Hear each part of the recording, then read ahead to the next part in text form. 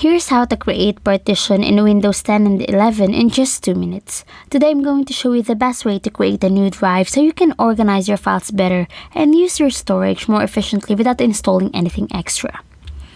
Start by right-clicking the Start button on your computer and selecting Disk Management. This opens a tool that shows all the storage drives connected to your system. Wait for it to load so you can clearly see the available space. Look for the main drive where you want to create the partition. It usually appears as a large block labeled with its size. Right-click that drive and select Shrink Volume. The system will calculate how much space can be separated from it.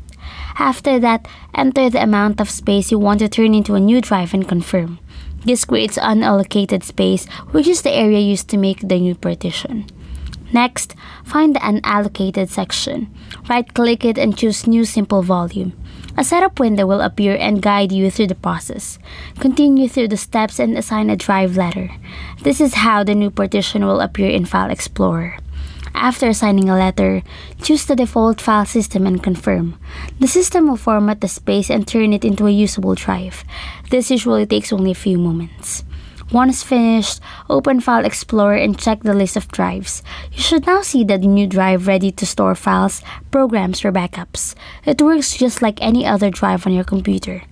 If the shrink option is not available, make sure there is enough free space on the original drive. Removing unnecessary files can help create room for the new partition. Creating a partition is simply about shrinking existing space, turning it into a new volume, assigning a drive letter, and letting the system prepare it. After that, you have a separate drive to organize your data, keep work files apart, or store backups without affecting your main system files.